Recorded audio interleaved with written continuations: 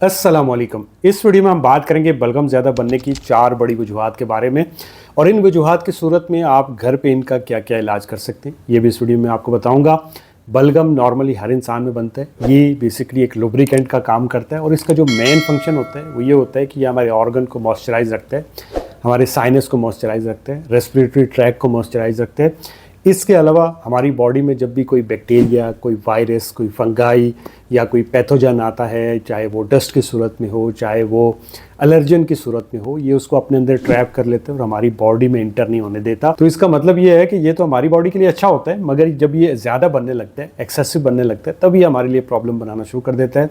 हम बार बार खांसने लगते हैं, हम बार बार थूकने लगते हैं ताकि इसको बाहर निकाल सकें। जाहिर है अगर किसी को भी सर्दी ज़ुकाम होता है, गले में दर्द होता है, गले में खराश होती है, बलगम ज़्यादा बनता है, खांसी आती है, उसको बार बार जो है उसकी नाक से पानी आ रहा है या आंखों से पानी आ रहा है या किसी के सामने बार बार छींकें आती हैं, तो आपकी जो डेली की लाइफ है वो डिस्टर्ब हो जाती है और आप किसी के सामने जा नहीं सकते, बात नहीं कर सकते।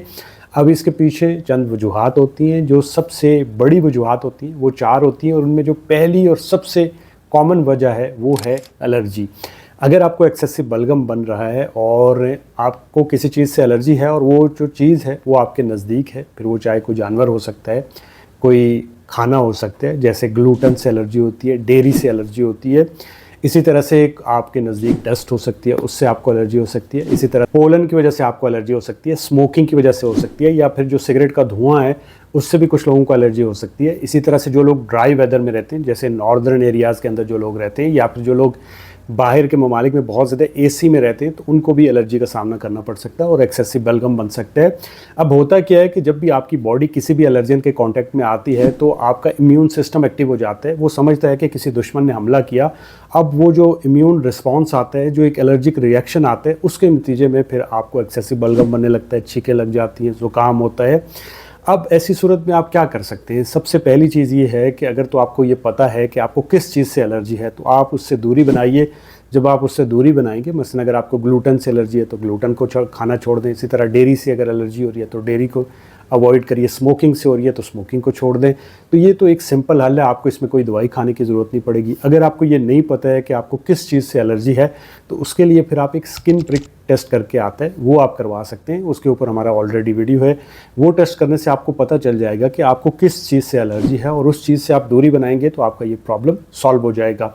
दूसरी चीज़ आप ये कर सकते हैं कि अपने इम्यून सिस्टम को स्ट्रेंथन करने के लिए आप विटामिन सी का इस्तेमाल कर सकते हैं, विटामिन डी का इस्तेमाल कर सकते हैं। बहुत सारे लोगों को एलर्जीज़ का सामना इसलिए करना पड़ता है क्योंकि उनका विटामिन डी लो होता है और उन्हें पता ही नहीं होता, क्योंकि मोस्टली लोग इसका टेस्ट नहीं करवाते। तो इसका एक टेस्ट करवा के भी आप देख सकते हैं। ये जो साथ में मैं विटामिन सी की बात कर रहा हूँ, एक तो ये आपके इम्यून सिस्टम को भी स्ट्रेंथन करेगा, साथ में ये नेचुरल एंटीहिस्टामिन होता है, तो ये आपकी जो हिस्टामिन है उसको भी ब्लॉक करता है, जिसकी वजह से आपको एलर्जीज़ नहीं होती। इसके साथ साथ चंद नेचुरल जो एंटीहिस्टामिन है वो भी आप यूज़ कर सकते हैं। जैसे आप अदरक की चाय ले सकते हैं, जैसे आप जो है वो सिनेमन जो दारचीनी होती है उसकी चाय ले सकते हैं। इसी तरह से अगर ये चीज़ें काम नहीं कर रही तो इसके सप्लीमेंट मिलते हैं, जिनके ऊपर थोड़े दिन पहले ही हमने वीडियो बनाया, जो नेचुरल एंटीहिस्टामिन होते हैं, जिसमें सबसे पावरफुल जो नेचुरल एंटीहिस्टामिन के सप्लीमेंट मिलते हैं वो कोर्स्टीन होता है। तो आप वो यूज़ कर सकते हैं, जिसकी वजह से आपको एलर्जी में काफ़ी हद तक रिलीफ देखने को मिलेगा। दूसरी वजह जो एक्सेसिव बलगम बनने की वजह हो सकती है वो है अगर आपकी रेस्पिरेटरी ट्रैक के अंदर कोई इन्फेक्शन हुआ है, फिर चाहे वो अपर रेस्पिरेटरी ट्रैक हो या लोअर रेस्पिरेटरी ट्रैक हो, इसकी वजह से आपको बलगम ज़्यादा बन सकता है। मसलन अगर किसी को सर्दी ज़ुकाम हो रहा है, किसी को गले में दर्द हो रहा है, टॉन्सल है, एलर्जिक राइनाइटिस है, इसी तरह से अस्थमा है, सीओपीडी है यानी क्रॉनिक ऑब्स्ट्रक्टिव पल्मोनरी डिजीज़ है, ब्रोंकाइटिस है, एम्फीसीमा है, नमूनिया है, चेस्ट इन्फेक्शन है, इन सब में आपको एक्सेसिव बलगम बन सकता है। अब जो अपर रेस्पिरेटरी इन्फेक्शन होते हैं, इनमें जैसे आपको सर्दी ज़ुकाम है, गले में दर्द है, इनमें एंटीबायोटिक्स की ज़रूरत नहीं होती। इसके लिए जस्ट आप पैरासीटामोल ले सकते हैं या फिर कोई एलर्जी की टैबलेट ले सकते हैं, यानी एंटीहिस्टामिन ले सकते हैं। इसके साथ साथ आप बीटाडीन के, अगर गले में दर्द है तो बीटाडीन के गार्गल कर सकते हैं, नमक के गरारे कर सकते हैं। ये जो प्रॉब्लम होता है ये 5 से 7 दिन में खुद ब खुद ठीक हो जाता है। बट अगर कोई लोअर रेस्पिरेटरी ट्रैक इन्फेक्शन है तो फिर उसके लिए आपको हॉस्पिटल जाना पड़ेगा, क्योंकि ऐसे इन्फेक्शन की सूरत में आपका जो डॉक्टर है वो आपको एंटीबायोटिक्स भी दे सकता है।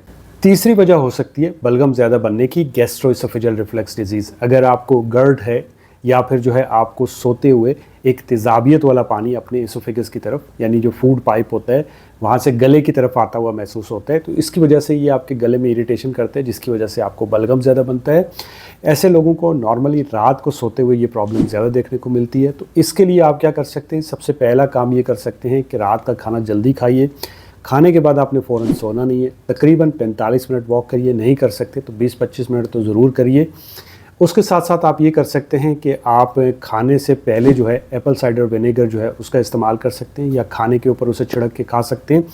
इसके अलावा अगर आप ये नहीं ले रहे तो आप बीटेन हाइड्रोक्लोराइड के जो सप्लीमेंट है वो ले सकते हैं। और अगर ज़रूरत पड़े तो फिर जो मैदे की तेज़ाबियत को कम करने वाली दवाइयाँ होती हैं, जैसे PPI होती हैं, प्रोटॉन पंप इनहिबिटर होती हैं, जो मेप्राजोल, लांसाप्राजोल, पेंटाप्राजोल के नाम से आती है, वो भी आपका डॉक्टर आपको खाने के लिए दे सकता है।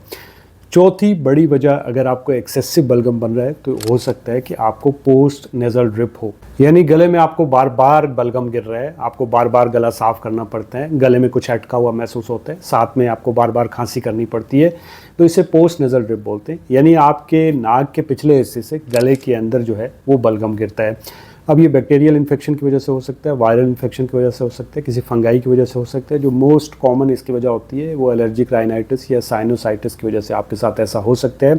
अगर आपके जो बलगम का कलर है वो येलो या ग्रीन है तो ये मोस्ट कॉमनली जो है बैक्टीरियल इन्फेक्शन हो सकता है। या फिर अगर जो आपके बलगम का कलर है वो क्लियर या वाइट है तो ये वायरल इन्फेक्शन की वजह से हो सकता है। अब ऐसी सूरत में आप क्या कर सकते हैं, तो आप सी सॉल्ट ला के पानी के अंदर डाल के आप उसके गार्गल कर सकते हैं, आप स्टीम ले सकते हैं या नेज़ल वॉश कर सकते हैं। आपको एक पॉट मिलेगा जिससे आप अपने नाक को साफ़ कर सकते हैं। इस पे यूट्यूब पे आपको बहुत सारी वीडियोस देखने को मिलेंगी। और इसके साथ साथ आप अपने घर में किसी भी कंपनी का ह्यूमिडिफायर ला के इस्तेमाल कर सकते हैं। जहाँ भी आप सोते हैं उस कमरे में रखिए और उसे इस्तेमाल करिए। अब इससे होगा क्या कि आपका जो म्यूकस है, जो आपका बलगम है, वो पतला हो जाएगा, जिसकी वजह से आपका ये प्रॉब्लम काफ़ी हद तक सॉल्व हो जाएगा। तो ये थी बलगम बनने की 4 बड़ी बड़ी वजूहात। आई होप कि ये वीडियो आपको अच्छी लगी होगी। अगर आपको बलगम के साथ खांसी भी है तो आप मेरा ये वाला जो वीडियो है वो देख सकते हैं और इसमें जो मैंने रेमेडी बताई है वो ट्राई कर सकते हैं। दुआ में याद रखिएगा। अल्लाह हाफ़िज़।